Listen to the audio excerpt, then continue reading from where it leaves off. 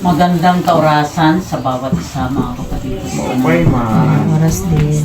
Ganon din sa nagsiselebrate ngayon ng 13th year anniversary. Gandang oras sa Pastor.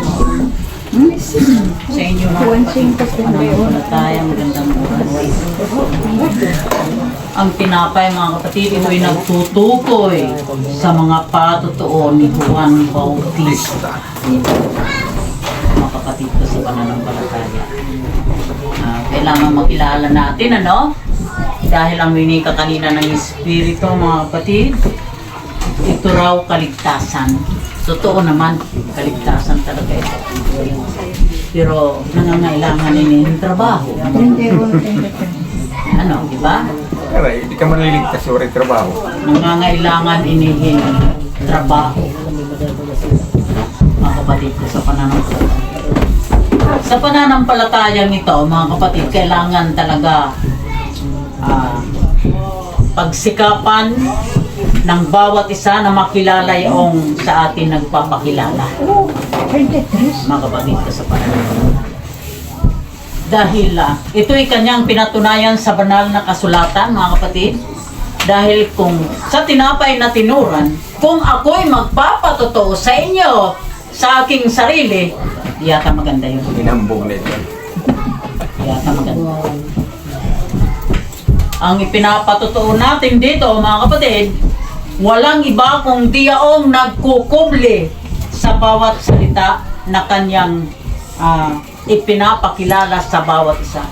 Bakit, mga kapatid ko sa pananampalataya? Sapagkat tunay, mga kapatid, na kanyang tinuran ang mga bagay na ito. Tunghayan natin, ano, ang tinapay, mga kapatid ko sa pananampalataya.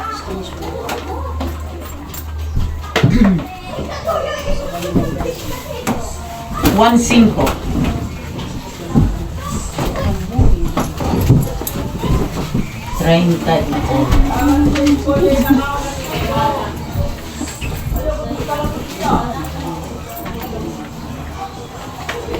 Kung ako'y nagpapatotoo sa aking sarili, ang patotoo ko ay hindi katotohanan. Literal. Napakaliwanag yan, mga kapatid ko sa pananampalataya. Kaya nagpapatotoo lang nga kita at mga kaluguringon, gabi na lain yung pomoro kung nalat karatagsa. Mga kapatid ko sa pananampalataya. Dahil talastas ng bawat isa sa atin, na tayo'y ipinagkaisa kung saan mga ganitong pagtitipon sa pamamagitan ng tawag o pahiwatig sa atin ng Espiritu ng katotohanan. Hindi ng tao, mga kapatid. Kaya din, barubar ka, dala din, yung mga bugto. Kamatuoran lang. Kailangan pagsikapan ng bawat isa, mga kapatid, na makilala yaong nagpapakilala sa bawat isa sa atin. Alam nyo ba kung anong pinaka number 1 na biyaya dito? Na kailangan makuha natin? Pangiliyo. Ito yung sekreto, mga kapatid ko sa pananampalataya. Sa 7 bituin, mga kapatid, na kailangan makilala natin, mga kapatid ko sa pananampalataya, kailangan makuha natin yung makilala natin yung nagpapakilala. Yun talaga ang kaligtasan. Mga kapatid ko sa pananampalataya. Ngayon, ituloy natin, mga kapatid ko sa pananampalataya, itong mga talata. Sinabi niya ulit,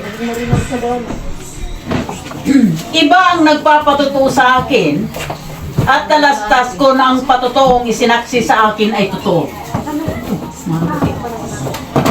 Na ang nagpapatotoo sa atin dito, walang iba, mga kapatid, yaong nagtataglay sa lahat ng bagay. Diba, mga kapatid? Sino kaya nagtataglay sa lahat ng bagay na ito? Itong nagpapakilala sa bawat isa sa atin, mga kapatid. Na kanyang winika, mga kapatid ko sa pananampalataya, ibig ko manihayag ito, ngunit hindi ata pwede, ano, mga kapatid ko sa pananampalataya. Ayag yung kay Butoran, mga kapatid. Sinisimi niya may sikreto. Yung sikreto, pwede nila kita nga dohat ng inistorya. Natanggulat. Yan, ituloy natin. Kayo'y nagsugo kay Juan at siya'y nagpatotoo sa katotohanan. Ngayon, mga kapatid, ang tanong dito sa tinapay na, pinaka-quotes ba sa tinapay na ito? Ano talagang pinatutuhanan sa atin ni Juan Bautista? Kung kita nagtitigpas at buti.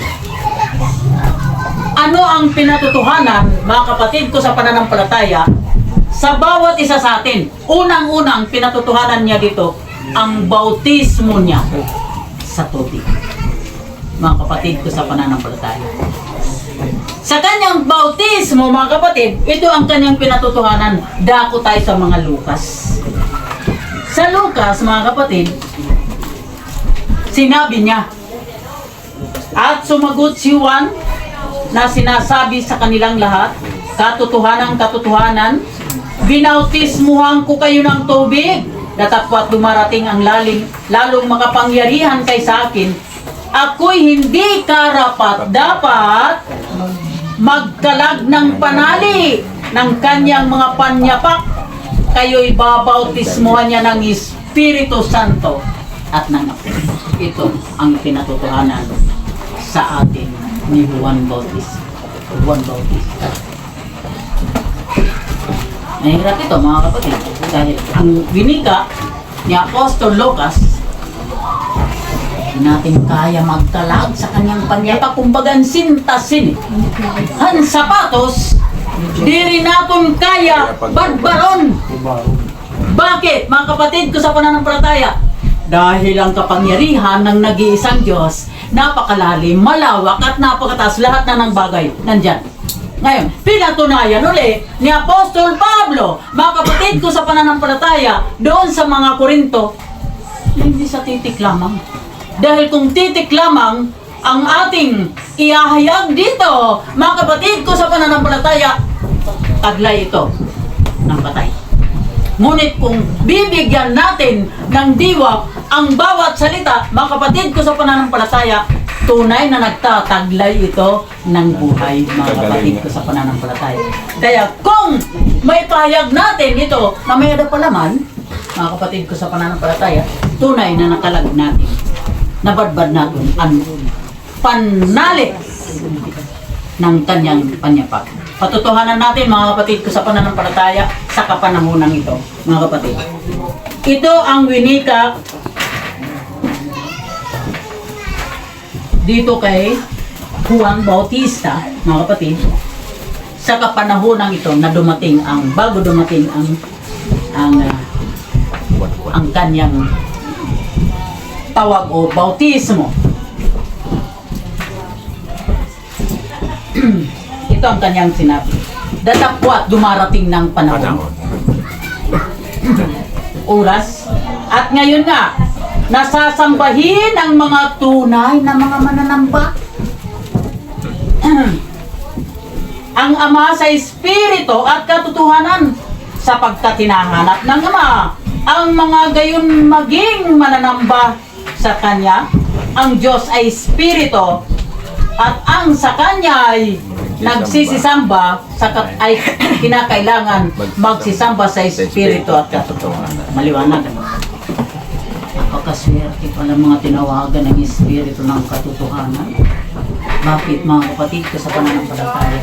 Tayo ay Kanyang mga inanap, tayo ay Kanyang mga pinili, tayo ang Kanyang pinulot mula sa kawalan, mga kapatid, sapagkat tayo noon, mga kapatid ko sa pananampalataya,